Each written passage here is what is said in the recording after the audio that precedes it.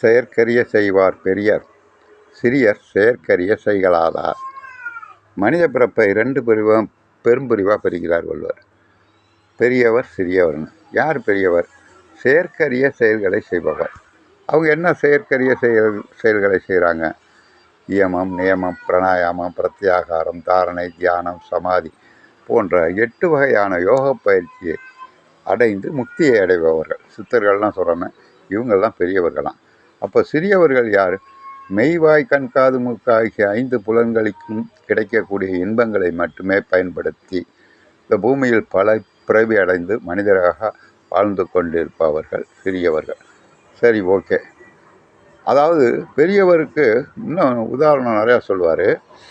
அதாவது காட்டில் ஒரு ரிஷி வாழ்ந்துக்கிட்டார்.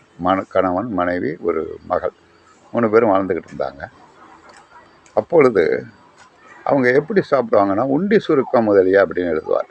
உண்டி சுருக்கம்னா, உனக்கு என்ன பாலாக கேட்குது, டீயாக கேட்குது, சாப்பாடாக கேட்குது, உடம்பையே சுருக்கிக்குவாங்களாம். இதை பற்ற விடணும். மெய்வாய் கண்காது ஆகிய அறிவு கருவிகள் அனைத்தும் கிடைக்கக்கூடிய இன்பத்தை துறக்கணும். அவன் தான் உண்மையான பக்தி, பெரியவர். வாழ்ந்துக்கிட்ட ரிஷி 3 பேரும் சாப்பிட மாட்டாங்க. அதாவது மரத்திலிருந்து விழுந்த காய்ந்த விதைகளை பொடி பண்ணி நுணுக்கி பவுடராக வச்சுக்கிட்டு அதையும் ஒரு வேளை சாப்பிடுவாங்களாம். புரியுதுங்களா? அந்த அளவுக்கு வாழ்பவர் தான் ரிஷி. அப்படி வாழ்ந்துக்கிட்டு இருக்கும்போது ஒரு நாள் ரிஷபெருமான் வர்றார்.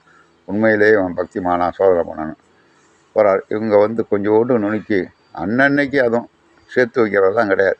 அன்னன்னைக்கு போய் காய்ந்த மரத்திலிருந்து விழுந்த விதைகளை நுணுக்கி பவுடராக்கி ஒரு வேளை மட்டும் சாப்பிடலாம்.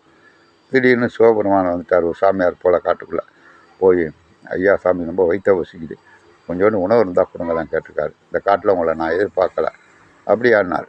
சரின்னு கூப்பிட்டு ஒரு துறவி கேட்டால் இல்லைன்னு சொல்லக்கூடாது. அவர் பார்த்தார். வந்தோன்னா வாங்கன்னா அவருக்கு வச்சுருந்த ஒரு பிடி உருண்டை அந்த மாவு, சத்து மாவு எடுத்து கொடுத்தார்.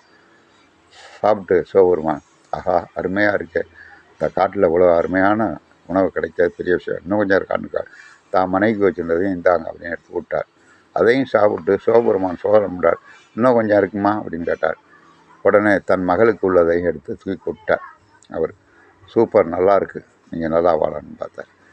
அப்புறம் உங்களுக்கு சாப்பாடு நீங்கள் சாப்பிட்டீங்களா? இல்லை. ஏன், எங்களுக்கு தேவையில்லை, நாங்கள் இன்றைக்கி ஒரு நாள் பண்ணியே கலந்தால் பரவாயில்ல, நாளைக்கு சாப்பிட்டுக்கிறோம். பார்த்தார். உங்களை சோதிக்க தான் வந்தேன், நீங்கள் டைரெக்டாக முக்தி, அவ்வளோதான். அவர் சொற்குலத்துக்கு அழைச்சிட்டு போயிட்டார். அவரோடைய கைலாயத்துக்கு அழைச்சிட்டு போயிட்டார். இது எதுக்கு சொல்கிறேன்னா, தன் உடம்பு பசி எடுத்தால் கூட தாங்கிக்குவான் உண்மையான துறவி. அதுக்குன்னு மெனக்கட மாட்டான், உழைக்க மாட்டான். அதுதான் பற்றை விட்டவன் படுவது பாடு.